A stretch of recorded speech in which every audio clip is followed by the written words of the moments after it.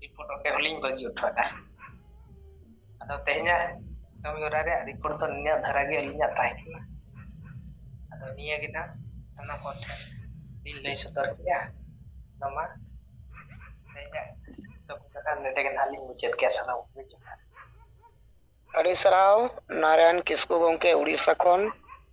ᱟᱵᱚ ᱠᱟᱛᱷᱟ ᱠᱚ ᱟᱨ ᱨᱤᱯᱳর্টিং ᱠᱚ ᱟᱨ ᱟᱛᱳ ᱫᱤᱥᱚᱢ ᱨᱮ ᱠᱟᱹᱢᱤ ᱪᱟᱞᱟᱣ ᱠᱟᱛᱮ ᱠᱟᱹᱢᱤᱛᱮ ᱢᱟᱺᱡᱷᱤ ᱠᱚ ᱥᱟᱞᱟᱜ ᱧᱟᱯᱟᱢ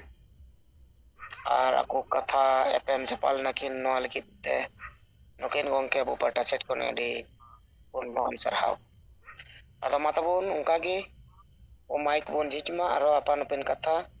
ᱟᱨ ᱵᱤᱪᱟᱹᱨ ᱠᱚᱵᱚᱱ ᱫᱚᱦᱚᱭ ᱢᱟ ᱟᱨ ᱵᱚᱱ ᱥᱚᱫᱚᱨ ᱢᱟ नारायण किसको माइक है वो ठीक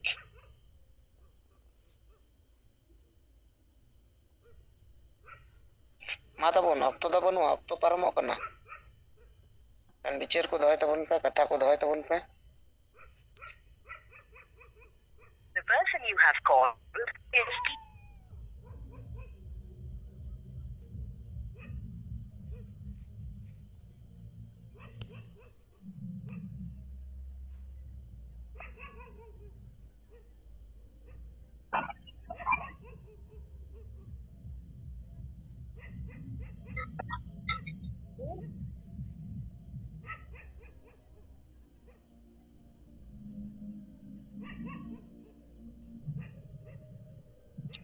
माताबोन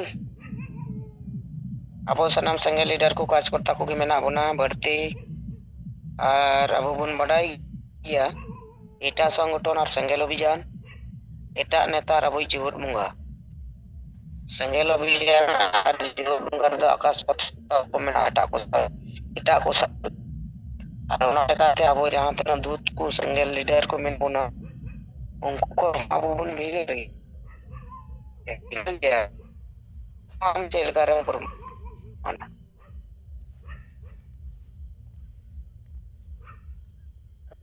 एनका नोंडे खन हो प्रमाण दो ᱧᱟᱢᱚᱜᱼᱟ जे अब सरेना गुण ᱵᱷᱮᱜᱟᱨ ᱜᱮᱭᱟ ᱟᱫᱚ ᱡᱩᱫᱤ ᱱᱚᱣᱟ ᱡᱩᱢᱤᱴᱮ ᱨᱮ ᱥᱟᱞᱟ ᱠᱟᱛᱷᱟ ᱡᱩᱫᱤ ᱵᱚᱱ ᱛᱷᱤᱨ ᱠᱚᱣᱟ एनखान आम जे साहेब से सेंगेल एन कमिया कर बन दूत कना बन एनखान दो चेल करम प्रमाणा इट्टा को रबो मा एनखान बन समान ओकान गे तो ओना आलो लई हिउ मा बको तला रे चांस हम ᱧᱟᱢ kada से माइक झिच में और रोड में सुजा तो नोआ हुई लगती है बको तला रे एनखान अब ओकाटे चेल कर बन व्यतिक्रम चोयदा निया ओना लगे ते ᱧᱟ बिचारे साथ कथा हिसाब अब बंद है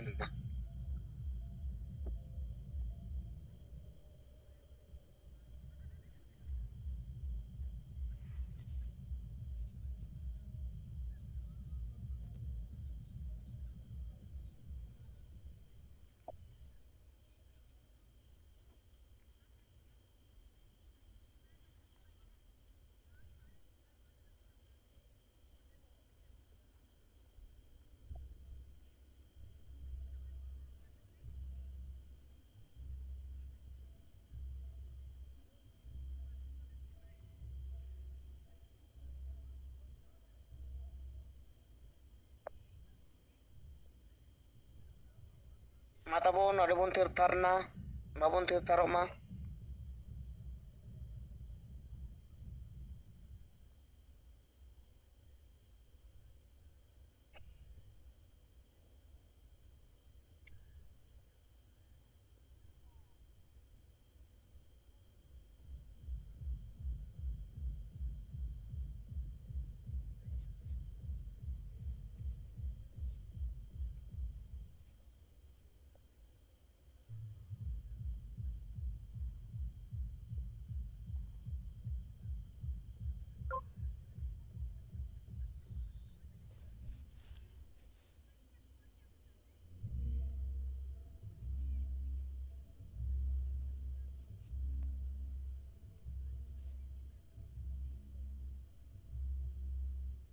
गमके को आलो बन थिरु मा अडे संगी बोन मेना बोना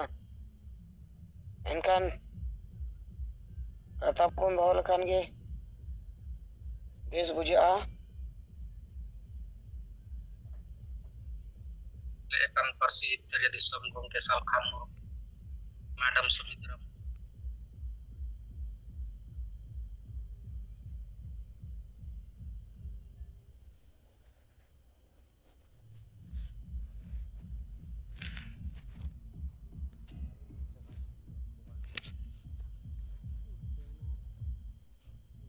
चला तबोना और बखान पार्लियामेंट रे मेना बोना और कथा के बाम दोया दिन करे बिल पासो आदो मेना बइन बुझेव लेदा आदो ओना लकाते कि अब निया जूम पार्लियामेंट रे कथा बन दोय मा विचार बन दोय मा ना भाग दारी अब बन हताव मा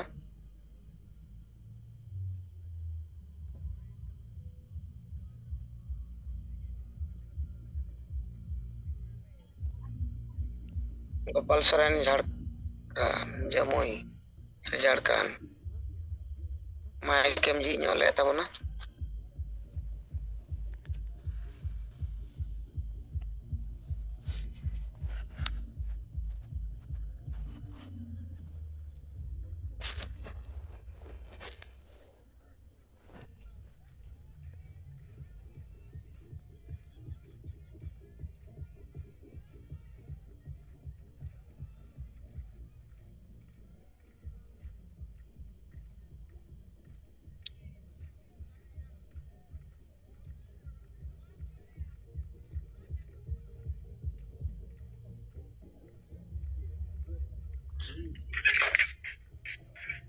पेस सिंगर जीवन जोरकान परसे जित करियर दिसम गमके सलखान मुर्मू मैडम सुमित्रा मुर्मू साथे याई राजना सनम सिंगल कमी को जोहार इन लोकिनान किस बोबली जोनाले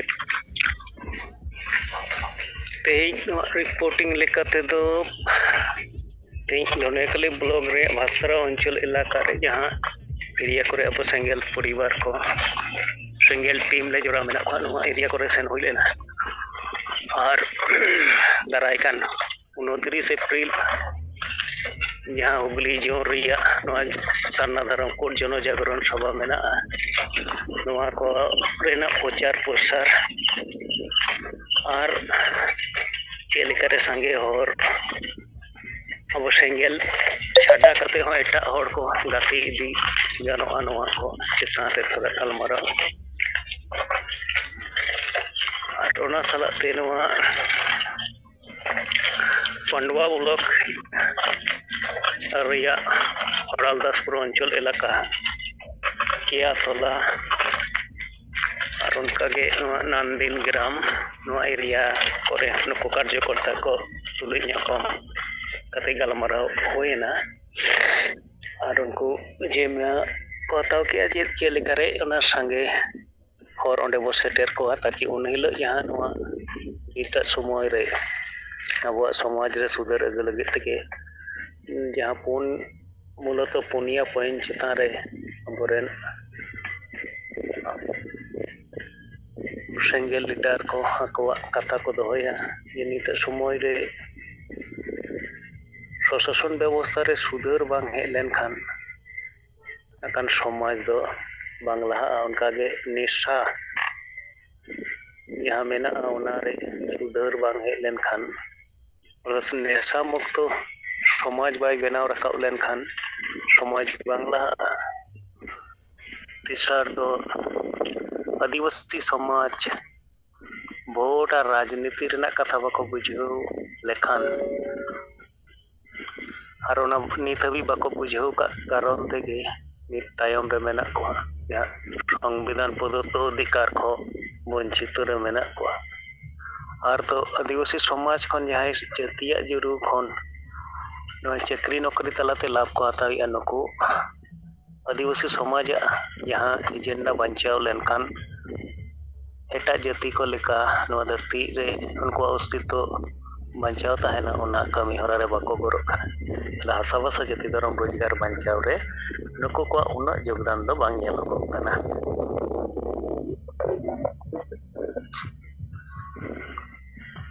नवा कर्मसूची रे नवा नवा हर को सेले लेनखान दो उनको तलारे प्रभावित रेना मेटा संभावना ताहेना दाराय कान दिन रे उनको सेंगल साव सगई बेनाव कते कमी गरो रे मेटा आस तो ताहेन कना ᱟᱫᱚ ᱯᱟᱱᱰᱩᱣᱟ ᱵᱞᱚᱠ ᱮᱞᱟᱠᱟ ᱠᱚᱨᱮ ᱱᱤᱛ ᱢᱟᱨᱟᱝ ᱡᱮᱢᱚᱱ ᱱᱩᱠᱩ ᱢᱚᱦᱚᱞ ᱠᱚ ᱦᱚᱛᱮᱛᱮ ᱵᱟᱝᱠᱷᱟᱱ ᱢᱟᱨᱮ ᱰᱟᱦᱟᱨ ᱛᱮ ᱜᱚᱭᱚᱱᱚᱜ ᱱᱩᱠᱩ ᱢᱟᱹᱡᱷᱤ ᱠᱚ ᱦᱚᱛᱮᱛᱮ ᱵᱤᱨᱳধ ᱨᱮᱱᱟᱜ ᱨᱚᱲ ᱨᱟᱠᱟᱵ ᱚᱱᱠᱟ ᱧᱮᱞᱚᱜᱚᱜ ᱠᱟᱱ ᱛᱟᱦᱮᱸᱫ ᱛᱮ ᱱᱚᱜᱼᱚᱭ ᱠᱮᱭᱟᱛᱚᱞᱟ ᱨᱮᱱ ᱡᱟᱦᱟᱸᱭ ᱟᱵᱚ ᱥᱮᱸᱜᱮᱞ ᱢᱟᱹᱡᱷᱤ ᱞᱮᱠᱟᱛᱮ ᱢᱮᱱᱟᱭ ᱛᱚᱯᱚᱱ ᱦᱮᱢᱵᱨᱚᱢ ᱱᱩᱠᱤᱱ ᱥᱟᱶ ᱜᱟᱞᱢᱟᱨᱟᱣ ᱦᱚᱛᱮᱛᱮ ᱵᱟᱰᱟᱭᱮᱱᱟ ᱱᱤᱛ ᱫᱚ ᱱᱩᱠᱩ ᱦᱚᱛᱮ ᱛᱮᱦᱚᱸ ᱱᱤᱛᱚᱜ ᱫᱚ ᱨᱚᱲᱚᱜᱚᱜ ᱠᱟᱱᱟ ᱡᱮ ᱱᱤᱛ ᱱᱚᱜᱼᱚᱭ ᱢᱚᱦᱚᱞ ᱨᱮᱦᱚᱸ ᱟᱹᱰᱤᱜᱟᱱ ᱵᱤᱵᱷᱟᱡᱚᱱ ᱦᱩᱭᱱᱟ ᱟᱹᱰᱤᱜᱟन ᱞᱤᱰᱟᱨ ᱟᱹᱰᱤ ᱞᱮᱠᱟ ᱟᱯᱟᱱ ᱟᱹᱯᱤᱱ ᱢᱚᱛᱟᱢᱚᱛ ᱥᱚᱢᱟᱡᱽ ᱨᱮ ᱯᱨᱚᱛᱤᱥᱴᱷᱟ ᱞᱟᱹᱜᱤᱫ ᱠᱚ ᱠᱟᱹᱢᱤ ᱠᱟᱱᱟ ᱚᱱᱟᱛᱮ ᱟᱞᱮ ᱡᱟᱦᱟᱸᱭ ᱢᱟᱨᱮ ᱦᱚᱲ ᱠᱚᱞᱮ ᱛᱟᱦᱮᱸ ᱠᱟᱱᱟ ᱱᱤᱛ ᱫᱚ ᱱᱤᱭᱩᱴᱨᱟᱞ ᱢᱮᱱᱟᱜ ᱞᱮᱭᱟ ᱛᱚ ᱥᱮᱸᱜᱮᱞᱟᱜ ᱠᱟᱹᱢᱤ ᱦᱚᱨᱟ ᱟᱞᱮ ᱞᱮ ᱧᱮᱞᱮᱫ ᱠᱟᱱ ᱜᱮᱭᱟ ᱟᱨ ᱫᱤᱱᱟᱹᱢ ᱜᱮ ᱠᱟᱹᱢᱤ ᱦᱚᱨᱟ ᱢᱮᱱᱟᱜᱼᱟ ᱟᱨ ᱱᱚᱰᱮ ᱫᱚ ᱱᱮᱛᱟ ᱱᱤᱛᱤ ᱨᱚᱱᱚᱱᱤᱛᱤ ᱨᱮᱱᱟᱜ ᱦᱚᱸ ᱢᱤᱫᱴᱟᱝ ᱥᱚᱪᱪᱷᱚᱛᱟ ᱢᱮᱱᱟᱜᱼᱟ ᱮᱸᱰᱮᱠᱷᱟᱱ ᱡᱩᱫᱤ ᱟᱹᱫᱤᱵᱟᱹᱥᱤ ᱠᱚ ᱵᱟᱧᱪᱟᱣ ᱫᱟᱲᱮᱭᱟᱠᱚ ᱠᱷᱟᱱ ᱛᱟᱦᱚᱞᱮ ᱥᱮᱸᱜᱮᱞ ᱦᱚᱛᱮ ᱛᱮᱜᱮ ᱵᱟᱧᱪᱟᱣ ᱨᱮᱱᱟᱜ ᱥᱚᱢᱵᱷᱚᱵᱚᱱᱟ ᱢᱮᱱᱟᱜᱼᱟ ᱢᱮᱱᱠᱷᱟन ᱵᱟᱹᱠᱤ ᱥᱚᱝᱜᱚᱴᱷᱚᱱ ᱠᱚ ᱦᱚᱛᱮ ᱛᱮᱫᱚ ᱠᱮᱵᱚᱞ ᱦᱚᱲ ᱮᱲᱮ ᱠᱚᱨᱮᱱᱟᱜ ᱟᱨ ᱦᱚᱲ ᱠᱚ ᱛᱟᱞᱟᱨᱮ ᱱᱚᱣᱟ ᱢᱟᱨᱮ ᱵᱮᱵᱚᱥᱛᱷᱟ ᱡᱤᱭᱟᱹᱲ ᱫᱚᱦᱚ ᱠᱟᱛᱮ ᱪᱮᱫ ᱞᱮᱠᱟᱨᱮ ᱥᱳᱥᱚᱱ ᱥᱟᱥᱚᱱ ᱱᱟᱦᱟᱪᱟᱨ ᱠᱚ ᱡᱤᱣᱮᱫ ᱫᱚᱦᱚ ᱜᱟᱱᱚᱜᱼᱟ ᱚᱱᱟ ᱠᱚᱜᱮ ᱠᱟᱹᱢᱤᱜ ᱠᱟᱱᱟ ᱟᱫᱚ ᱱᱚᱣᱟ 29 ᱛᱟᱹᱨᱤᱠᱷ ᱨᱮᱱᱟᱜ ᱯᱨᱳᱜᱨᱟᱢ ᱨᱮᱦᱚᱸ ᱱᱩᱠᱩ ᱢᱚᱦᱚᱞ ᱥᱟᱶ ᱡᱚᱲᱟᱣ ᱛᱟᱦᱮᱸ ᱠᱟᱱ ᱚᱱᱠᱟᱱ ᱠᱤᱪᱷᱩᱜᱟᱱ ᱵᱮᱠᱛᱤ ᱦᱚᱸ ᱱᱟᱜ ᱠᱷᱟᱱ ᱚᱸᱰᱮ ᱥᱮᱞᱮᱫᱚᱜ ᱟᱨ ᱥᱮᱱ ᱠᱟᱛᱮ ᱟᱵᱚᱣᱟᱜ ᱥᱮᱸᱜᱮᱞ ᱵᱤᱪᱟᱹᱨ ᱟᱸᱡᱚᱢ ᱨᱮᱱᱟᱜ ᱢᱤᱫᱴᱟᱝ ᱤᱪᱪᱷᱟ ko ᱯᱨᱚᱠᱟᱥᱮᱜᱼᱟ ᱟᱨ ᱢᱟᱹᱡᱷᱤ ᱵᱟᱵᱟ ᱢᱮᱱᱮᱱᱟ ᱡᱮ ᱩᱱᱠᱩ ᱥᱟᱶ ᱟᱨᱚ ᱫᱷᱟᱣ ᱫᱷᱟᱣ ᱜᱟᱞᱢᱟᱨᱟᱣ ᱜᱚᱴᱟᱭ ᱢᱟ ᱛᱟᱠᱤ ᱩᱱᱠᱩ ᱠᱚ ᱥᱮᱱ ᱧᱚᱜ ᱞᱮᱱᱠᱷᱟन ᱫᱚ ᱟᱵᱚᱣᱟᱜ ᱠᱟᱛᱷᱟ ᱠᱚᱠᱚ ᱟᱸᱡᱚᱢ ᱞᱮᱠᱷᱟᱱ ᱮᱞᱟᱠᱟᱨᱮ ᱨᱩᱣᱟᱹᱲ ᱦᱮᱡ ᱠᱟᱛᱮ ᱟᱠᱚ ᱠᱚ ᱛᱟᱞᱟᱨᱮ ᱟᱨᱦᱚᱸ ᱡᱟᱦᱟᱱᱟᱜ ᱚᱱᱠᱟᱱᱟᱜ ᱵᱤᱥᱞᱮᱥᱚᱱ ᱨᱮᱱᱟᱜ ᱠᱚ ᱛᱟᱦᱮᱱ ᱠᱷᱟᱱ ᱩᱱᱠᱩ ᱠᱚ ᱵᱤᱥᱞᱮᱥᱚᱱ ᱧᱟᱢ ᱫᱟᱲᱮᱭᱟᱜᱼᱟ ᱟᱨ ᱟᱵᱚ ᱵᱚ ᱜᱟᱞᱢᱟᱨᱟᱜ ᱠᱟᱱ ᱛᱟᱦᱮᱱ ᱱᱚᱣᱟ ᱠᱚᱭᱮᱠ ᱫᱤᱱ ᱦᱟᱹᱵᱤᱡ ᱜᱮ ᱡᱮ ᱡᱩᱜᱽ ᱡᱩᱜᱽ ᱠᱷᱚᱱ ᱱᱚᱣᱟ ᱟᱵᱚ ᱟᱹᱫᱤᱵᱟᱹᱥᱤ ᱥᱚᱢᱟᱡᱽ ᱨᱮ ᱠᱷᱟᱥ ᱠᱟᱨ ᱥᱟᱱᱛᱟᱞ ᱥᱚᱢᱟᱡᱽ ᱨᱮ ᱵᱚᱸᱜᱟ ᱵᱩᱨᱩ ᱧᱩᱛᱩᱢ ᱛᱮ ᱟᱹᱰᱤᱜᱟᱱ ᱵᱟᱠᱷᱮᱲ ᱵᱮᱱᱟᱣ ᱟᱠᱟᱱ ᱨᱮᱦᱚᱸ ᱚᱱᱟ ᱵᱟᱠᱷᱮᱲ ᱠᱚᱨᱮ ᱫᱚ ᱠᱮᱵᱚᱞ ᱱᱚᱣᱟ ᱞᱟᱡ ᱦᱟᱹᱥᱩ ᱵᱚᱦᱚᱜ ᱦᱟᱹᱥᱩ ᱠᱚᱨᱮᱱᱟᱜ ᱠᱟᱛᱷᱟ ᱜᱮ ᱰᱷᱮᱨ ᱛᱮ ᱢᱮᱱᱟᱜᱼᱟ ᱢᱮᱱᱠᱷᱟᱱ ᱚᱱᱟ ᱵᱟᱠᱷᱮᱲ ᱠᱚ ᱛᱟᱞᱟ ᱛᱮᱫᱚ ᱡᱩᱢᱤᱫ ᱠᱟᱛᱮ ᱡᱤᱛᱠᱟᱹᱨᱚᱜ ᱨᱮᱭᱟᱜ ᱠᱟᱛᱷᱟ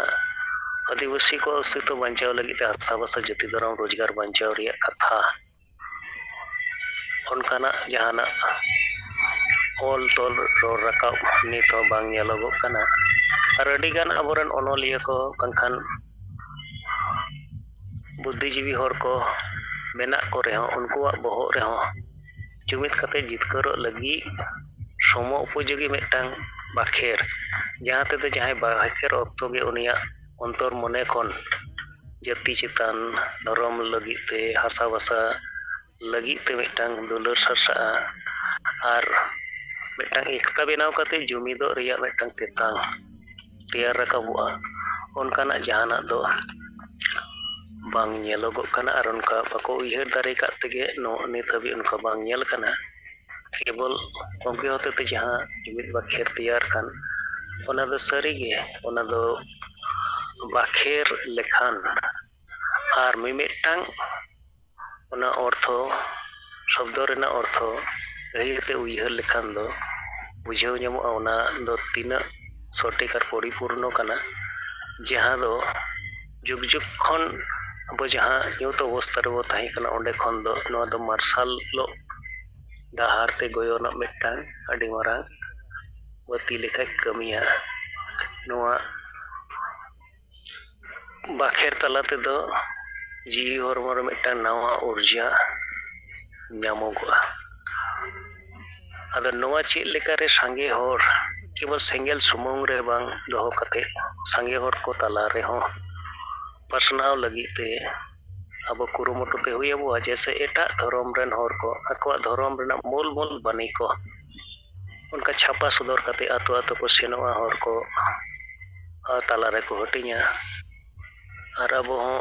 ᱢᱟᱨᱟᱝ ᱫᱤᱱ ᱡᱩᱢ ᱨᱮ ᱢᱳᱦᱚᱱ ᱜᱚᱢᱠᱮ ᱦᱚᱛᱮᱛᱮ ᱱᱚᱣᱟ ᱯᱨᱚᱥᱛᱟᱵ ᱨᱚᱲ ᱨᱟᱠᱟᱵ ᱞᱮᱱᱟ ᱟᱵᱚ ᱦᱚᱸ ᱡᱩᱫᱤ ᱮᱴᱟᱜ ᱫᱷᱚᱨᱚᱢ ᱨᱮᱱ ᱦᱚᱲ ko ᱞᱮᱠᱟ ᱟᱵᱚᱣᱟᱜ ᱡᱩᱢᱤᱫ ᱵᱟᱠᱷᱮᱲ ᱦᱚᱸ ᱥᱟᱸᱜᱮ ᱪᱷᱟᱯᱟ ᱧᱚᱜ ᱠᱟᱛᱮ ᱦᱚᱲ ko ᱛᱟᱞᱟ ᱨᱮᱵᱚ ᱯᱟᱥᱱᱟᱣᱟ ᱠᱚᱢ ᱥᱮ ᱠᱚᱢ ᱩᱱᱠᱩ ko ᱯᱟᱲᱦᱟᱣ ᱧᱟᱢ ᱫᱟᱲᱮᱭᱟᱜ ᱟᱨ ko ᱵᱩᱡᱷᱟᱹᱣ ᱠᱷᱟᱱ ᱫᱚ ᱚᱱᱟ ko ᱟᱯᱱᱟᱨ ᱞᱮᱠᱷᱟᱱ ᱦᱩᱭ ᱫᱟᱲᱮᱭᱟᱜᱼᱟ ᱩᱱᱠᱩ ᱠᱚᱦᱚᱸ ᱱᱚᱣᱟ ᱡᱩᱢᱤᱫ ᱵᱟᱠᱷᱮᱨ ᱨᱮ ᱢᱤᱫᱴᱟᱝ ᱟᱠᱚᱨᱥᱤत ᱨᱮᱱᱟᱜ ᱥᱚᱢᱵᱷᱚᱵᱚᱱᱟ ᱛᱟᱦᱮᱱᱟ। ᱟᱨ ᱦᱩᱜᱽᱞᱤ ᱡᱚᱱ ᱨᱮᱭᱟᱜ ᱡᱚᱛᱚ ᱡᱮᱞᱟ ᱠᱚᱨᱮ ᱜᱮ ᱱᱤᱛᱚᱜ ᱫᱚ 29 ᱛᱟᱹᱨᱤᱠᱷ ᱨᱮᱱᱟᱜ ᱠᱚᱨᱢᱚᱥᱩᱪᱤ ᱪᱮᱛᱟᱱ ᱨᱮ ᱡᱳᱨ ᱮᱢ ᱟᱠᱟᱱᱟ ᱛᱟᱠᱤ ᱥᱟᱸᱜᱮ ᱦᱚᱲᱟᱜ ᱚᱸᱰᱮ ᱡᱳᱜᱽᱫᱟᱱ ᱦᱩᱭᱩᱜᱚᱜ ᱢᱟ। ᱥᱟᱶ ᱥᱟᱞᱟᱜ ᱛᱮ ᱜᱚᱢᱠᱮ ᱛᱟᱹᱠᱤᱱ ᱡᱟᱦᱟᱸ ᱠᱤᱱ ᱢᱮᱱ ᱠᱟᱜᱼᱟ ᱠᱤ ᱱᱤᱛ ᱟᱛᱳ ᱴᱚᱞᱟ ᱨᱮ ᱥᱮᱱ ᱠᱟᱛᱮ ᱥᱮᱸᱜᱮᱞ ᱥᱚᱢᱟᱡᱽ ᱥᱩᱫᱷᱟᱹᱨ ᱥᱚᱵᱷᱟ ᱧᱩᱛᱩᱢ ᱛᱮ ᱠᱚᱨᱢᱚᱥᱩᱪᱤ ᱦᱩᱭ ᱦᱚᱪᱚ ᱨᱮᱭᱟᱜ ᱛᱟᱠᱤ ᱟᱛᱳ ᱨᱮᱜᱮ ᱥᱟᱸᱜᱮ ᱦᱚᱲ ᱢᱮᱱᱟᱜ ᱠᱚᱣᱟ ᱱᱩᱠᱩ ko ᱛᱟᱞᱟᱨᱮ ᱱᱚᱣᱟ 4 ᱯᱚᱭᱮᱱᱴ ᱪᱮᱛᱟᱱ ᱨᱮ ᱨᱚᱲ ᱨᱟᱠᱟᱵ ᱞᱮᱠᱷᱟᱱ ᱯᱟᱞᱮ ᱫᱚ ᱩᱱᱠᱩ ᱛᱟᱞᱟᱨᱮ ᱢᱤᱫᱴᱟᱝ ᱵᱤᱪᱟᱹᱨ ᱨᱮᱭᱟᱜ ᱯᱨᱚᱵᱷᱟᱵᱽ ᱯᱟᱲᱟᱣ ᱫᱟᱲᱮᱭᱟᱜᱼᱟ। ᱛᱚ ᱱᱚᱣᱟ ᱠᱚ ᱞᱟᱹᱜᱤᱫ ᱛᱮᱦᱚᱸ ᱡᱮᱞᱟ ᱵᱞᱚᱠ ᱨᱮᱱ ᱠᱟᱨᱡᱚᱠᱚᱨᱛᱟ ᱠᱚ ᱥᱟᱶ ᱵᱞᱚᱠ ᱨᱮ ᱥᱮ ᱚᱧᱪᱚᱞ ᱮᱨᱤᱭᱟ ᱨᱮᱱᱟᱜ ᱚᱠᱟ ᱟᱛᱳ ᱠᱚᱨᱮ ᱡᱚᱱᱚᱵᱚᱥᱚᱛᱤ ᱥᱟᱸᱜᱮ ᱢᱮᱱᱟᱜᱼᱟ ᱚᱱᱟ ᱠᱚᱨᱮ ᱦᱩᱭ ᱦᱚᱪᱚ ᱞᱟᱹᱜᱤᱫ ᱛᱮ ᱫᱤᱱ ᱠᱷᱚᱱ ᱱᱮᱰᱟᱜ ᱠᱟᱱᱟ। ᱟᱨ ᱚᱱᱟ ᱠᱚ ᱱᱮᱰᱟ ᱜᱚᱴᱟ ᱞᱮᱱᱠᱷᱟᱱ ᱫᱚ खासकर जहाँ एरिया करे एटा संगठन को होतेते अब कर्मसूची रे बाधा प्रदान करना संभावना जुदी ñeloग kan ona lagit te marang kon ge प्रशासन बड़ाई हचो कते ona तारीख करे ona कर्मसूची के हुई हचो रेना आदेश एमोगो कना। तो आस्थान करना दाराय कान दिन रे अब कमी हरा पूरा लगित ते हुगली जोन रे सनम कार्यकर्ता को गे मिदटांग दायित्वपूर्ण भूमिका ñeloगोआ। नित तेहन नवा सिंगर जुग रे नवा खाटोते विचार को दोहो कते के सनम को दोहराते जोहार।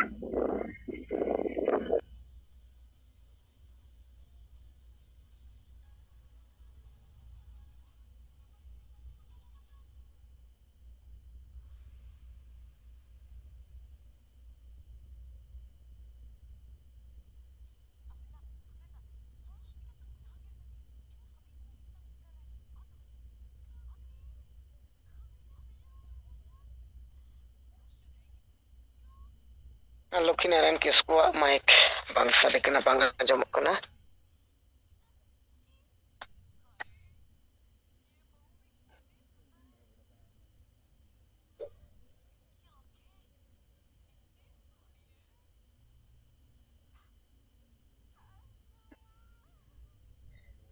लक्ष्मी नारायण किस्कू गालोच अडी भगी आंजमेना जता पुष्ट पुष्टि आंजमेना ना आदो अबो पास्टा सेट खन उनकिन पूरा पूरी कमी गोड़ो रकिन छुटेव कना और पूरा पूरी उनकिन सरहाव बजालकिन कना। जोहार।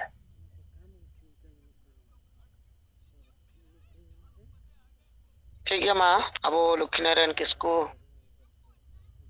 हुगली जोनल हेड सलाते केंद्र संयोजक अबो को तलारे विचार गालमराव गड़ती आबोना से दोहो आबोना अदो माइक मार बांग आंजमोग कानते ओना लगिते अबो टासेलन अडी सरहाव। ओंका गे मा तबोन टाइम अक्तो आर अडी खाटो गया आधा घंटा गे बोटे टाइम मेना मा जहां अबो को तलारे मेना पे खान माइक जी केते जी ये लई तबोन पे सीताराम माझी ओंका तबोन। हाँ सनाम को जोहार। इन सीताराम माझी आशा सभापति पूर्वी सिंहभूम जिला और कोल्हान जोन सेंगल परगना लेकाते कमी हरा रे मेना लिया। अदो मा तेहኛ सिंगर जुम रे सेलेद अकान आबोरिन जीवित बंगा दिसोम गमके सलखान मुर्मू साउते सुमित्रा मुर्मू और जहां गे आबो सेंगल रे नेता को मेना बना सनाम को अडी अडी सरहाव और सेंगल जोहार लिंग चालावन कना। अदो रिपोर्ट लेकाते तेहñ आबो को तलारे टंग रिपोर्ट लेका बड़ाई जोंग लेकान कथा लई साडेआ। तेहñ नोडे आले जमशेदपुर पूर्वी सिंहभूम रे हाटगार घुटू रे अर्जुन मुर्मू ग्राम पोस्ट करंडी जिला पूर्वी सिंहभूम झारखंड संग रायमुनि बास्के, ग्राम लावसीड़ा, पोस्ट प्रखंड बीजाताड़ा, जिला मयूरभंज उड़ीसा का दिसोम सेंगल पारगाना सोनाराम सोरेन, पूर्वी सिंहभूम जिले सेंगल पारगाना जूनियर मुर्मू, सेंगल माझी मार्शल टुडू, कोल्हान जोन सेंगल सभापति सीताराम माझी, केंद्रीय संयोजक भीमो मुर्मू की उपस्थिति में शादी का सभी रस्में पूरा करते हुए पारसी जीतकर दिसोम गम के सलखान मुर्मू के मार्गदर्शन में राष्ट्रीय स्तर पर चल रहे समाज सुधार की दृष्टिकोण से हड़िया का सेवन को त्याग कर नवा डहार बेरेल निर्मल जल से सिंदूर दान शादी बहा सवाय बपला संपन्न हुआ। तत्पश्चात जुमित बखेड़ एकता अदा किया गया। बहा सवा बपला कार्यक्रम को पूरा करने में ईश्वर सोरेन, मार्शल टुडू, भागीरथी मुर्मू, दुलरी बास्के,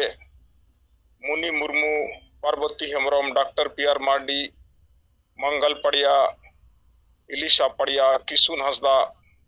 राम मुर्मू, शेखर मुर्मू, छितो मुर्मू, पद्मावती मुर्मू, गांधी किस्कू, फूलमुनि किस्कू, सिदो मुर्मू, लक्ष्मण मुर्मू, सुरुवाली मुर्मू, मनोज मुर्मू आदि शामिल थे। होय तेज नोडे बहा सवा बपला हुई ना लेकिन अर्जुन मुर्मू तकिना बेरेल दाते और नोडे कोन ओय ᱧᱩᱛᱩᱢ कुलिन पढ़ाव आंजम किया से पढ़ाव आंजमात बना नुकु को सेलेक्ट बन ताहे कना सेटर बन ताहे कना और आडी नपाय और आडी चेहरा तेगे हुई नोडे बिना हांडी ते बेरेल दाग तेगे अदो और ओना परे अब जुमित बाखेड़ हो हुई ओंडे ना बापला परे और अब जहाँ लका बिना बेरेल बिना हांडी ते बेरेल दाग तेगे नवा संपन्न ना अदो तेहना रिपोर्ट लेकाते दो अलिंग पास्टा से खना दो निना गया और मा सनाम को सिंगल जोहार चाल करते नोडे अलिंग कथा लिंग मुचाद किया।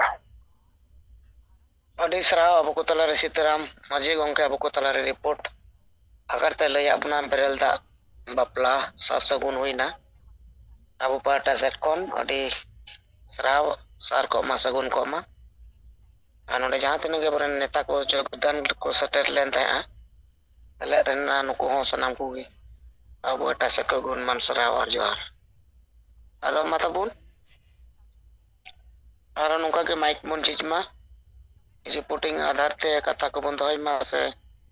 विचार आधार ते बंद हो दाड़िया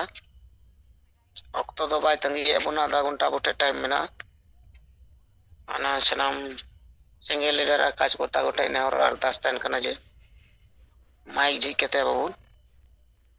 विचार और गलमरा बंद होय मा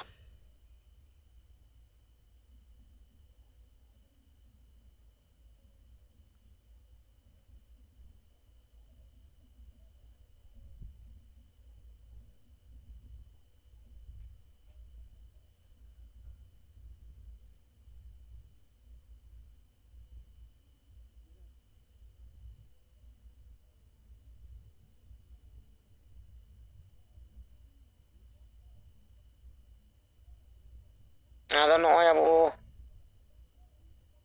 सीताराम माझी गोंके लय सदरा बना ये बेरेल दा ते नोय अब बिया बापला मांग दो अब नोआ को अब को तलारे सिबलाल सुबोल हंसदा काशीपुर माँ के जी का बिचारम लय बुन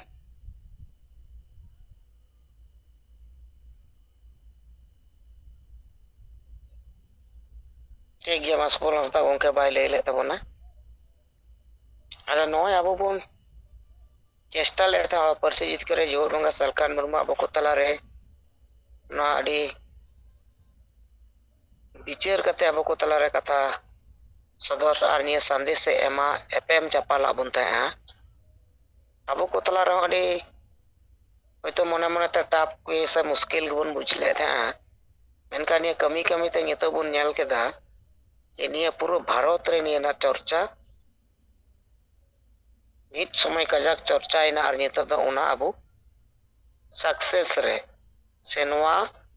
ᱢᱤᱫ ᱞᱮᱠᱟ ᱡᱚ ᱵᱤᱞᱤ ᱞᱮᱠᱟ ᱨᱮᱵᱚᱱ ᱥᱮᱴᱮᱨ ᱦᱚᱪᱚ ᱠᱮᱫᱟ ᱟᱨ ᱯᱨᱟᱭ ᱨᱟᱡᱽ ᱨᱮᱜᱮ ᱟᱵᱚ ᱥᱮᱸᱜᱮᱞ ᱯᱟᱦᱴᱟ ᱥᱮᱫ ᱠᱷᱚᱱ ᱥᱮᱸᱜᱮᱞ ᱥᱚᱢᱟᱡᱽ ᱯᱟᱦᱴᱟ ᱥᱮᱫ ᱠᱷᱚᱱ ᱱᱚᱝᱠᱟᱱᱟᱜ ᱱᱚᱡᱤᱨ ᱟᱵᱚ ᱵᱚᱱ ᱧᱮᱞ ᱧᱟᱢ ᱮᱫᱟ ᱡᱟᱦᱟᱸ ᱟᱵᱚ ᱥᱟহেᱵᱮ ᱟᱵᱚ ko ᱛᱟᱞᱟᱨᱮ ᱥᱚᱫᱚᱨ ᱟᱵᱚᱱ ᱠᱟᱱᱟ ᱢᱮᱱᱠᱷᱟᱱ ᱟᱵᱚ ᱵᱚᱱ ᱠᱟᱹᱢᱤ ᱠᱟᱛᱮ ᱵᱚᱱ ᱡᱤᱛᱠᱟᱹᱨ ᱫᱟᱲᱮᱭᱟᱜ ᱠᱟᱱ ᱜᱮᱭᱟ ᱟᱫᱚ ᱢᱟ ᱛᱟᱵᱚᱱ ᱢᱟᱱᱤᱠ ᱵᱟᱥᱠᱮ ᱢᱟᱭᱤᱠᱮ ᱡᱷᱤᱡ ᱞᱮᱫᱟ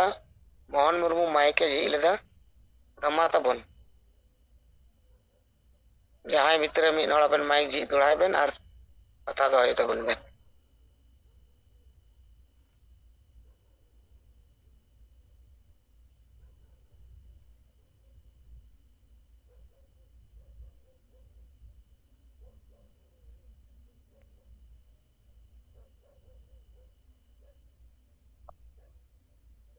हेलो मोहन गंके आजमक कना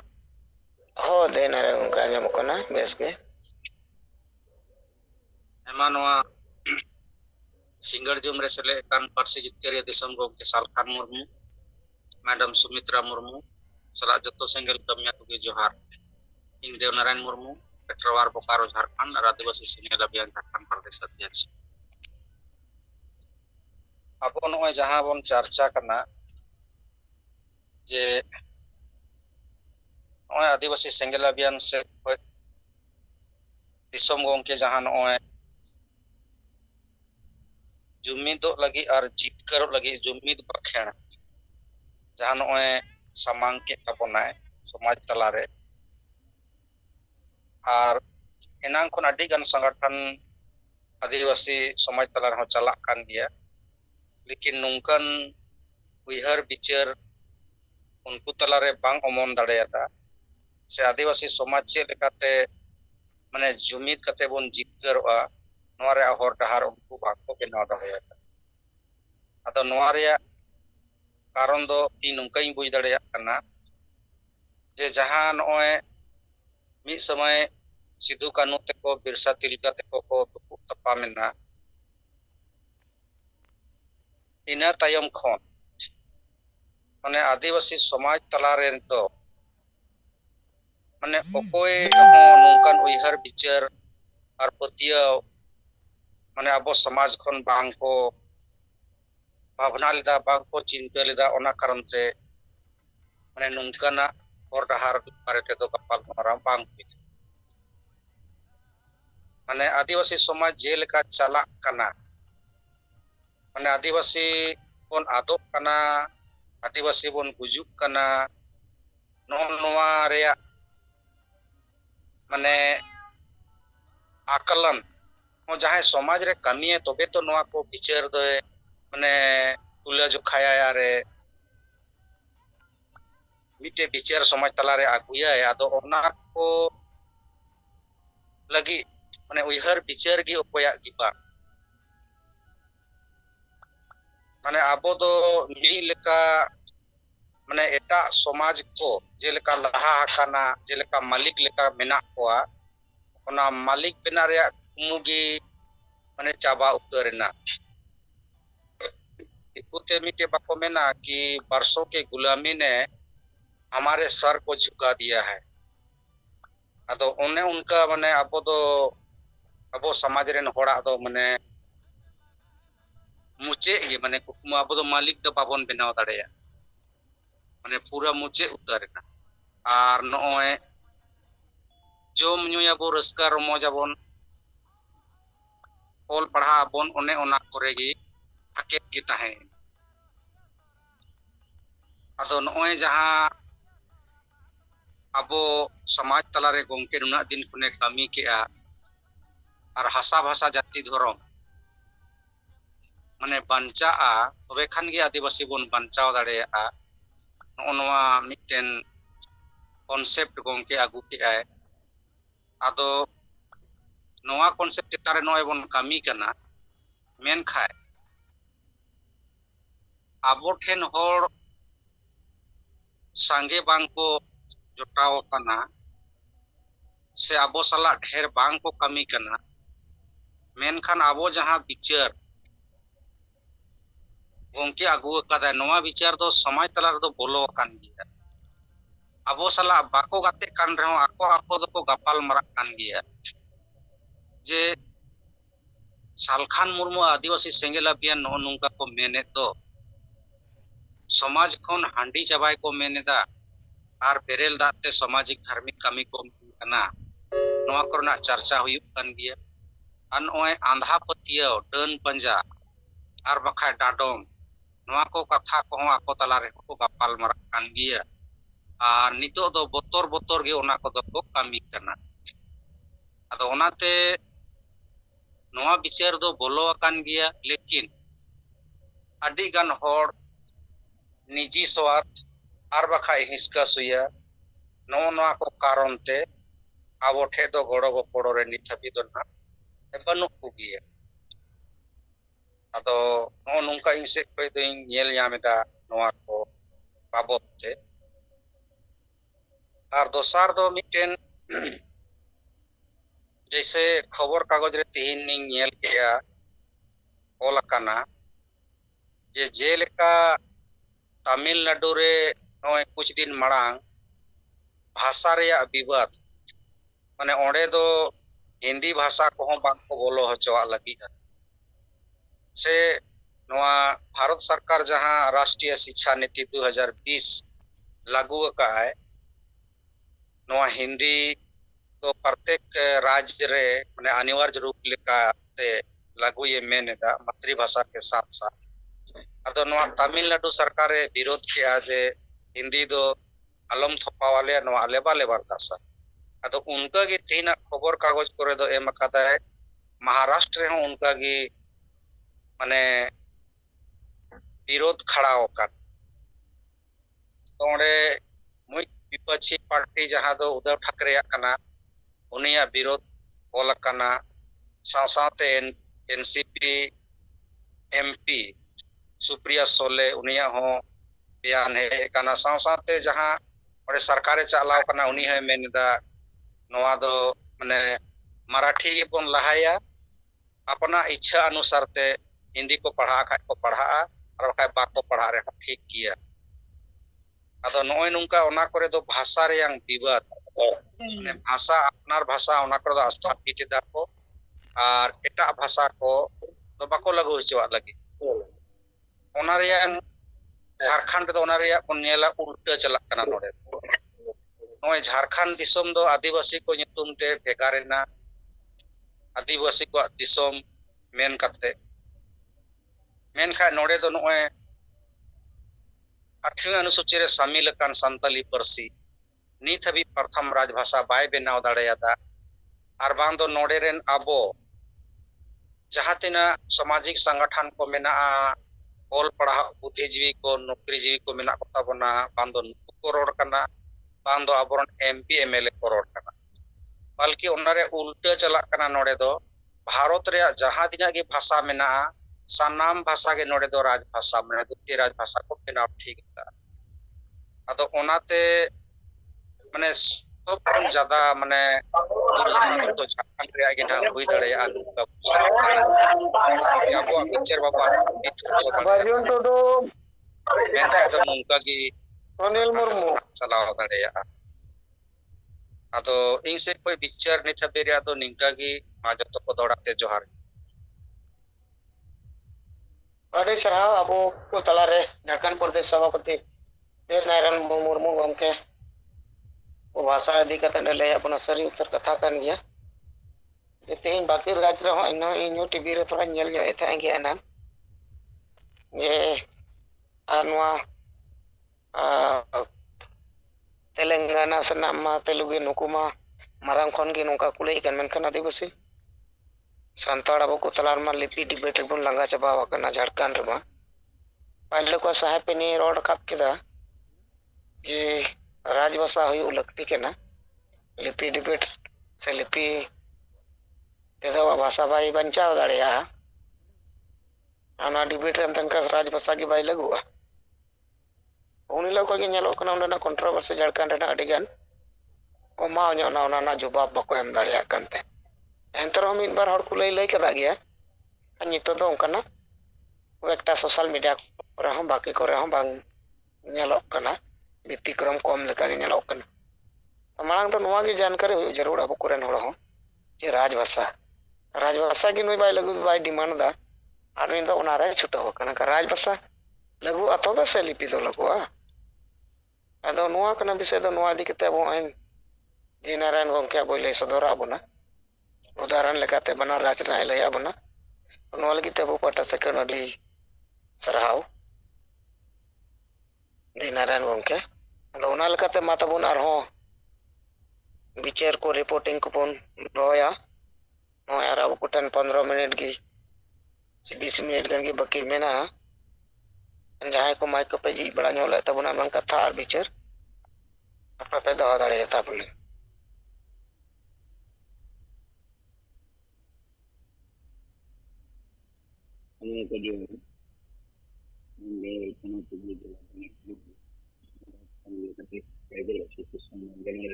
Torak soren mic em ji ke tabun ma lay ben tres nyol ray pen ma Dengan gangko kalau pada radio itu kalau ini ada sedikit seperti Maharashtra itu bahasa ini kata itu nasib sana ini balik ke dan bariya punya tendo darah punya tendo untuk sekali harus keras ini saya ini kata nasib punya already rasakan itu kata seperti tadi tu di dalam media sosial itu yang dia mentan aja dengan orang ke yang seperti itu dah di adivasi terus jadi mendari penelitian penelab तारो गंके अभी ना आवाज थोड़ा base बा अंजमो कना थोड़ा सा ठीक ᱧᱚᱜ बिन से चला अगर समय डिस्टर्ब तो पहले लाइट नते गोपाल सोरेन माइक ऑफ ताम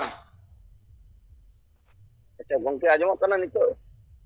ओय रेस ᱧᱚᱜ ben roda adi bitre gondraw gi anjom okada mana best ᱧᱚᱜ rod pe tower tapi disturb kalau ibarat kana ada aja adivasi राज्य जहां लेकिन पना berani yang nyamukkan dia adivasi राज्य itu थोड़ा गन माइक ठीक नो तबेन गंके आवाज टा बांग हजू कना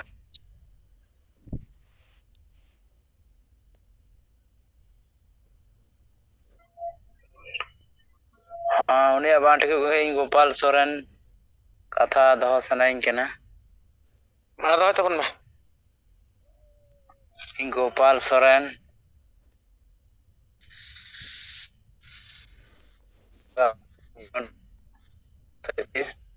ada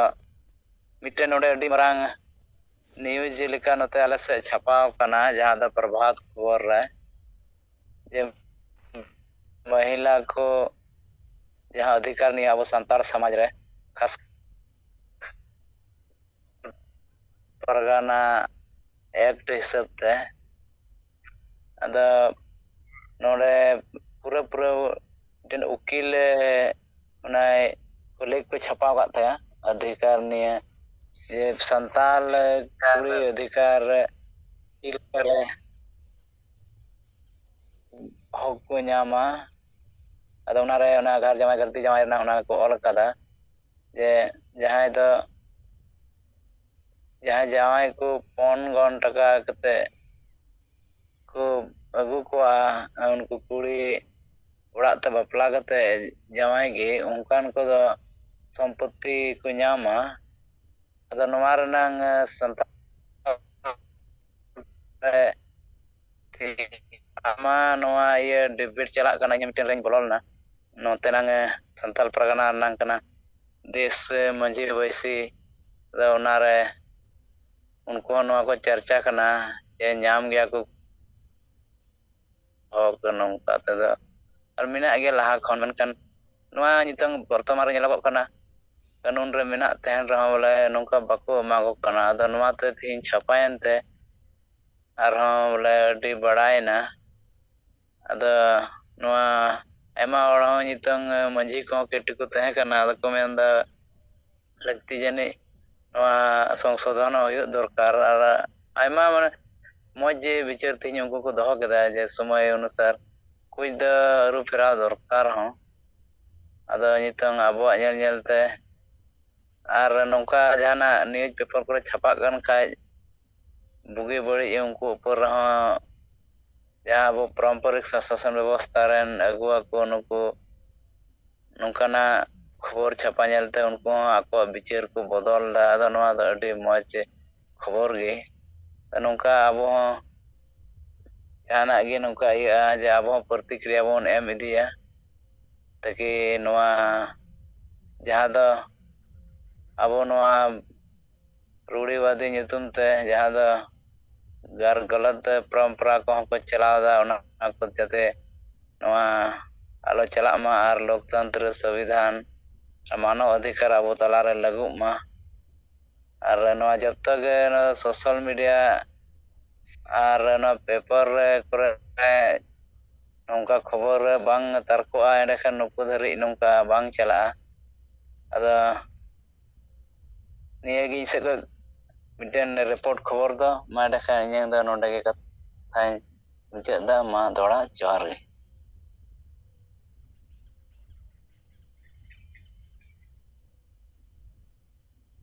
ᱦᱳᱭ, ᱢᱟ ᱡᱚᱦᱟᱨ ᱟᱵᱚ ᱜᱳᱯᱟᱞ ᱥᱚᱨᱮᱱ ᱜᱚᱢᱠᱮ ᱟᱵᱚ ᱨᱤᱯᱳর্টিং ᱞᱟᱹᱭᱟᱫ ᱵᱚᱱᱟ ᱡᱟᱦᱟᱸᱭ ᱫᱚ ᱟᱵᱚᱣᱟᱜ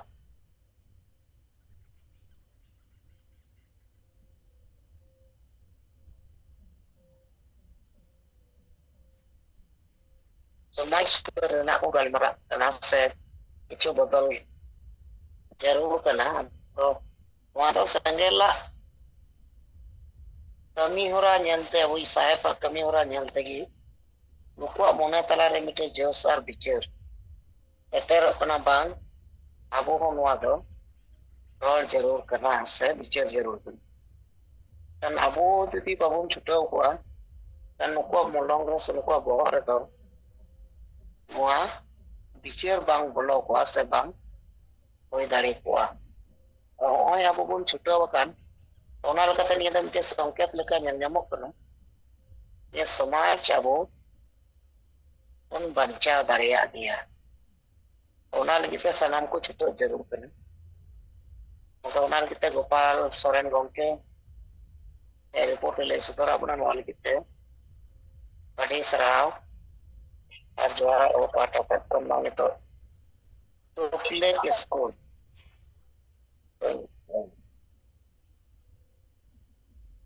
ᱟᱪᱪᱷᱟ ᱢᱟ ᱛᱟᱵᱚᱱ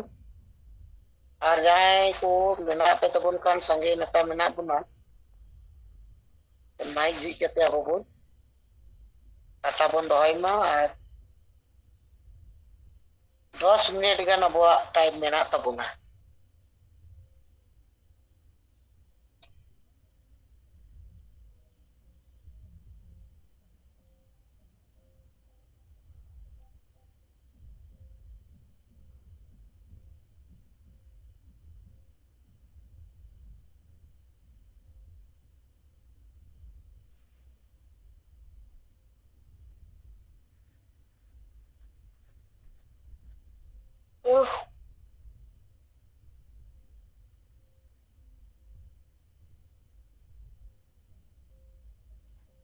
ᱢᱟ ᱡᱟᱦᱟᱸᱭ ᱠᱚ ᱢᱮᱱᱟᱜ ᱯᱮ ᱛᱟᱵᱚᱱᱟ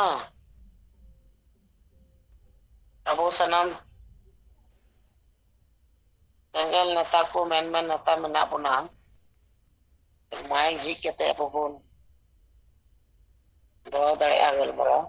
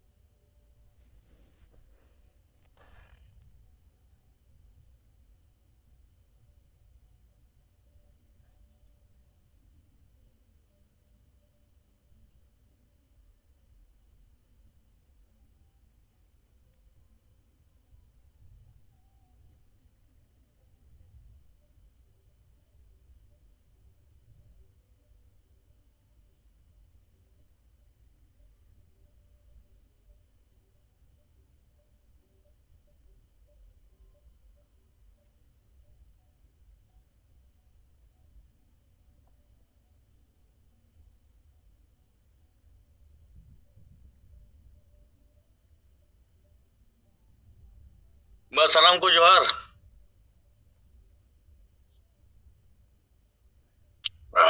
आंजमोग कान गया तो गंके आंजमोग कना ठीक है मा इन मोहन मुर्मू मालदा जोन वेस्ट बंगाल पाटा से खया मिदबार रिपोर्ट लेका कथाñ दोहया और ओना दो अबो बो चर्चा गया और ओना मेनते तिहिं नोआ मालदा जिला रे गाजल ब्लॉक सलेडंगा जीपी रे ओंडे मिदटेन ऑल इंडिया सान्ताल एडुकेशन काउंसिल रे स्टडी सेंटर चलाक कना आदो खास कर दो ओंडे सेटल लेन ताया ओंडे नुकु जहां ओलोक कान कोड़ा कुड़ी को तला रे नोआ चर्चा और रकाब ᱧᱚᱜ ᱠᱤᱭᱟᱹᱧ जैसे अबो समाज रे सुधर रिया कथा बुल माताल माझी को तला रे नुकु बदल रिया कथा और हांडी बदलते बेरल दाते बंगा बुरु अबो आरिचली सेवा सेवा को माना गुनो रिया कथा और भोट राजनीति रे नोहा सुधर रिया कथा नोआ चितार हो चर्चा हुईना और ऑल पढ़ाओ हर को नित अबो नोआ समाज बांचाव कमी रे बुद्धि विचार को से चेदा बाको गड़क कना नोआ चितार हो चर्चा हुईना आदो नुकु से खुना रेस्पॉन्स बेस गे हेजना नुकु आकोआ उयहर विचार लेकाते नोआ कथा को रोड रकाब किया जे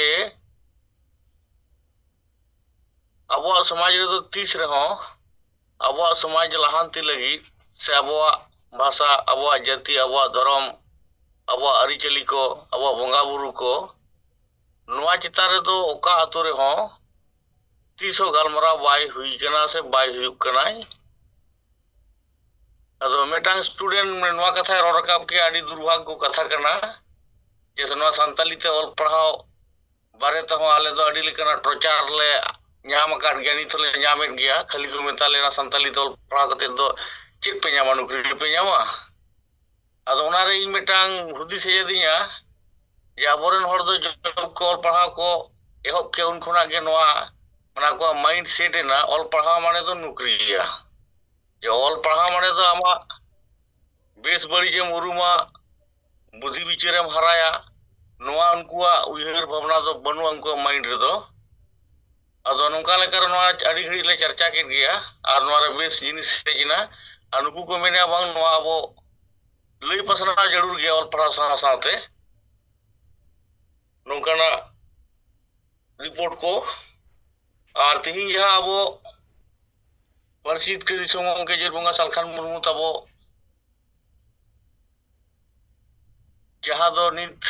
अबो जुमिद आर जितकर बंग लगित ते जुमिद बाखेर चितान रे चर्चा अबन पिपुन माधुर्य अदो नोआ चितान रे होले चर्चा किया जे नोंका मा तीस बांग नेल आजम कना से नित बांग आजम कान गया और नुकु स्टूडेंट को मेंदा अबो जहां तिना परब पुने बहा सराय रे मा न्यू होड़ा अना ये कान दो अड्डा कान दो ना दो अदो बांग न्यू होड़ दो थोड़ी ओंडे दो सेटरोआ चे जामाय जान मैसेज के बनु का बरंग चों परब पुने जितुम ता बरन हड़ को लड़ाई कना को झगड़ा कना को हपनेरा मिश्रा को नेवता जनवा उनको तलार उनका लड़ाई झगड़ा को रका को आगो न्यू बुल कते तो ओंडे दो चेर अनकान मैसेज बो जाम दाड़ेया और ओना मेनते नोआ जहां दो जुमिद बाखेर अबो को तलारे परिषद के दिसों के सालखान मुता बरो बेना रका बकाय नोआ रे दो आडी लिकाना विचार हो संदेश हो और लहा से चला रिया जुमिदो रिया मिटांग हर डहार नेल जामो कना नोआ को विषय चिता चर्चा हुईना और इने की बात दो नोडे जहां मालदा जोन रे 25 एप्रिल रे जहां दो सारना धर्म कोड जनजागरण सभा सपड़ाव कना नोआ बारे तो चर्चा हुईना नोआ रहो नुकु से खया जे आले माले सेटेरो गे सलाते जहां दिन ले दाड़ेगा इदी धरा को आले नोंकाना कथा को लई पसनाव गया ᱟᱨ ᱚᱱᱟᱛᱮ ᱟᱹᱰᱤ ᱵᱮᱥ ᱜᱮ ᱤᱧᱟᱹᱜ ᱩᱭᱦᱟᱹᱨ ᱵᱤᱪᱟᱹᱨ ᱞᱮᱠᱟ ᱛᱮᱫᱚ ᱪᱟᱨᱪᱟ ᱦᱩᱭᱱᱟ ᱟᱨ ᱱᱤᱭᱟᱹ ᱠᱚᱜᱮ ᱨᱤᱯᱳर्ट ᱫᱚ ᱢᱟ ᱛᱮᱦᱮᱧᱟᱜ ᱱᱚᱣᱟ ᱡᱩᱢ ᱢᱤᱴᱤᱝ ᱨᱮ ᱟᱵᱚᱨᱮᱱ ᱜᱚᱝᱠᱮ ᱥᱟᱞᱟᱜ ᱛᱮ ᱥᱟᱱᱟᱢ ᱠᱚᱜᱮ ᱤᱧ ᱥᱮᱫ ᱠᱷᱚᱱ ᱟᱹᱰᱤ ᱜᱩᱱᱢᱟᱱ ᱥᱟᱨᱦᱟᱣ ᱟᱨ ᱡᱚᱦᱟᱨ ᱪᱟᱞ ᱠᱟᱛᱮ ᱤᱧᱟᱹᱜ ᱠᱟᱛᱷᱟ ᱱᱚᱰᱮᱧ ᱢᱩᱪᱟᱹᱫ ᱠᱮᱫ ᱛᱟᱵᱚᱱᱟ ᱟᱹᱰᱤ ᱥᱟᱨᱦᱟᱣ ᱟᱵᱚ ᱠᱚ ᱛᱟᱞᱟᱨᱮ ᱢᱳᱦᱚᱱ ᱢᱩᱨᱢᱩ ᱜᱚᱢᱠᱮ ᱱᱤᱛᱚᱜ ᱟᱭᱟᱜ ᱠᱟᱛᱷᱟ ᱵᱤᱪᱟᱹᱨ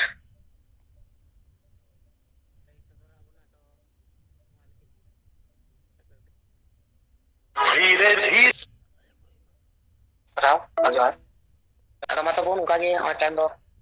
2-4 मिनट ᱜᱮ ᱢᱮᱱᱟᱜ ᱛᱟᱵᱚᱱᱟ ᱵᱟᱹᱠᱤ ᱱᱤᱭᱟᱹ ᱵᱷᱤᱛᱨᱤ ᱨᱮ ᱡᱟᱦᱟᱸᱭ ᱡᱩᱫᱤ ᱯᱮ ᱞᱟᱹᱭ ᱛᱟᱵᱚᱱ ᱠᱷᱟᱱ ᱢᱟ माइक खुला कते बन लay दाड़िया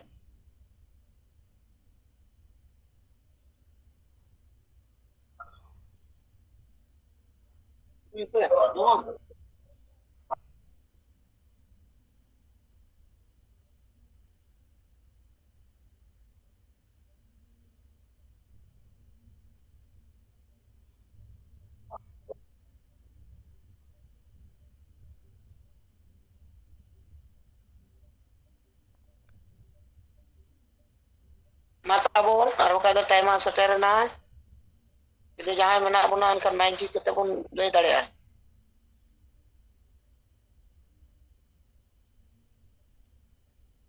और बखान दो इन दो सिंगी माओ kan tabuna एनखान जुमिन बखा लगी जहां जुदि पे सपड़ाव kan tabun kan एनखान जुमिन बखा बन करा दाड़िया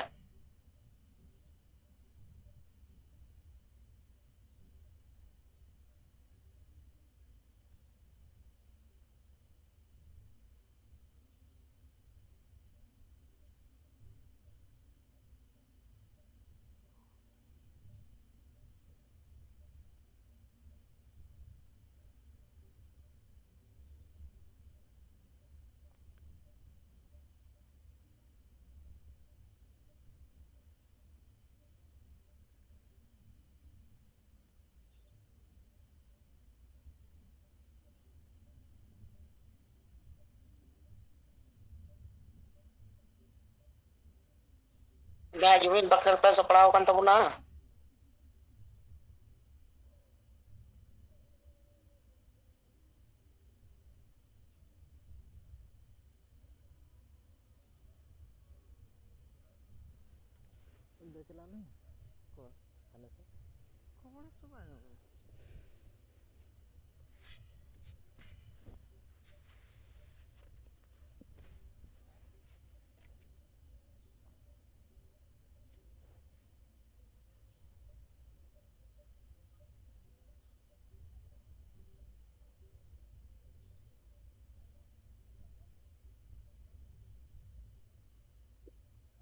मा जोहार गे अली मालदा जॉन आरे मरमो साय पर बेडम सलते याय प्रदर्शनम सिंगल कमी को सिंगल जोहार अदो नय अडिगा रिपोर्ट आर खबर को विचार को बन दो केदा तो अली पाठा खय जुमित बखरलिन सपड़ाव बा अदो उना बन लिया उना जतो हर बोंगा कुटेन नेहर जोहार आर अरदास जुमित बखेड़ हिरले मारांग गुरु जाहेर आयु मोड़े को तुरई को सिंह बोंगा आर सनाम बोंगा बुरु को अपराम को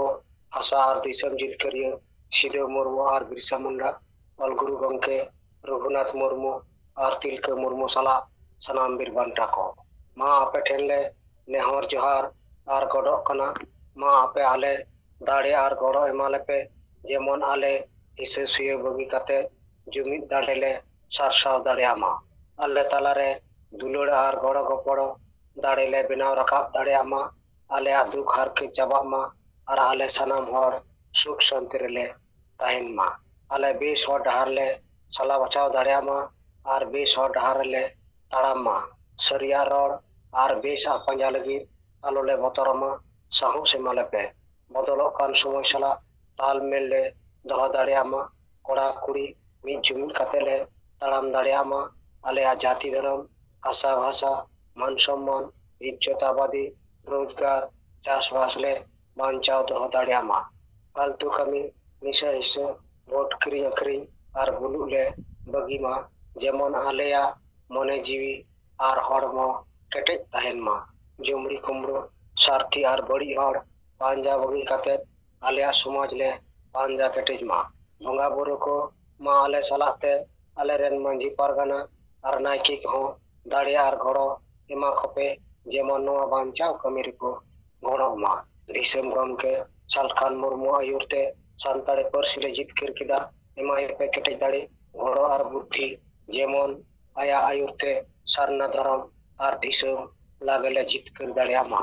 बंगा बुरु को मा सनाम दारे बुरु जीव जंतु चेड़े चिप्रू आर एटा मनवा को आशीर्वाद एमा कोपे जेमन आको सुख शांति को ताहेन मा जोहार नितो द क्रिया बहता चेतन शक्ति बुंतुला मा बंगा बुरु को आपे सखी सभा काते इन आर आले किरियले हताव दाचे आले जाति धर्म हसावासा इज्जत आबादी रोजगार चासबास एमान बांचाव लगी इन आर आले तन मन धनते गड़ले एमा आपे आले आशीर्वाद एमाले पे जेमन आले लागले जुमिदो आर जितकेरो मा जोहार मा नोआ यादो जुमिद बखड़ी पुरो को तबना नोआ साथे याय पनत रंग सना सुमेर कमी को सिंगल जोहार एम कते अलिया कथली मुजुबता कलाते सनम को जोहार ठीक है अडी सरहाव अबवा तेnya singi महादेन रे अबवा जुमिद बका उयन तबना आर तिया बना बो हरियर मुर्मू मालदा जना मालदा जिला एम्प्लॉय मोर्चा प्रेसिडेंट तबन आदो मा तबन आर जहां कथा को जुदी बाबुन दोया एनखान टाइम होइना ओई कथा 2 मिनट पारमना एनखान दो तेnya जो मिटिन नोडा गुबुन मुचेता हापिदाबुन गपा आर उनका गे ठीक टाइम रबन सेलेदो मा आर कथा को बन दोहय मा पिचर को बन दोहय मा आदो मा तबन जहां नितो आर बनु बन खान एनखान होस्ट रे बो लक्ष्मीनारायण किस्कू गंके मेना तबना एनखान तेnya जो मोटेन दो नोडा चुकुम दाय ताबन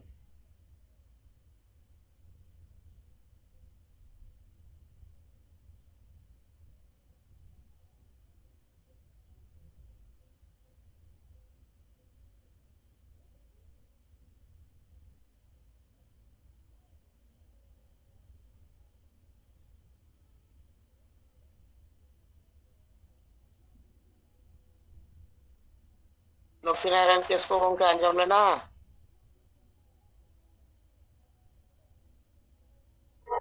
आंजमेन गया आदो होस्ट होते तेगे नोआ जुम दो बंदोआ आदो गमके तकिन किन बंदोता